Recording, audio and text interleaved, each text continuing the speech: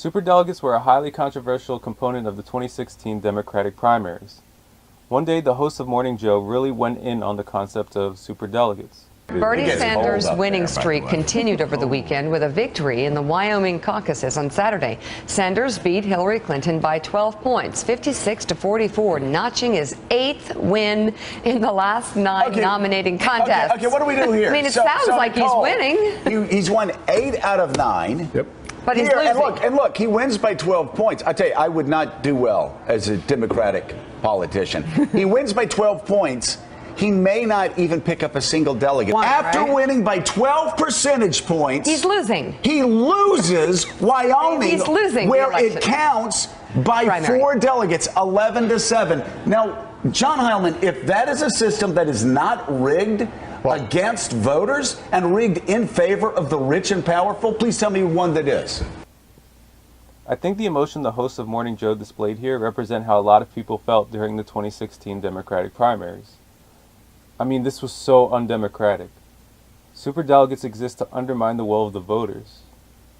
And that's crazy. And it should never happen in a democracy. It's supposed to be one person, one vote. That's how it should be. But unfortunately, the Democratic Party did not feel the same way. Now, superdelegates on their own are bad enough, but the way the media portrayed the superdelegate situation was really bad as well.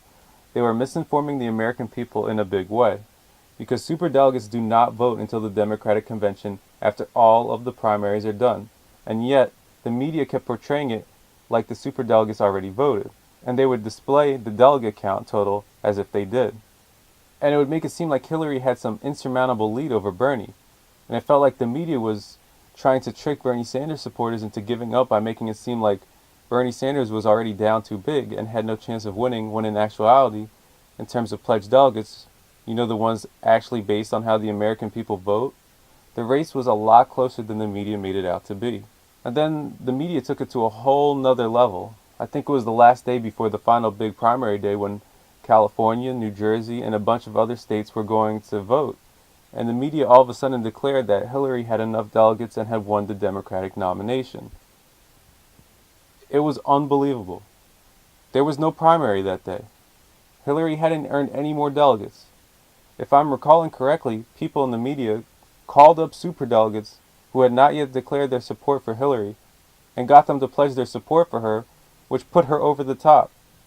So the media declared the race over, which again was completely disingenuous because superdelegates don't vote until the convention after all of the primaries are finished. One can only imagine the amount of impact the media had on the Democratic primaries just in terms of their portrayal of superdelegates. It was really messed up. The Democratic Party has to get rid of their superdelegates, and I mean completely. They have no place in a democracy. Hey guys, if you want to help out this show, you can follow our various social media links. Also, we have a Facebook group that you can join as well. And if you want to follow me on social media, you could do that as well. Alright guys,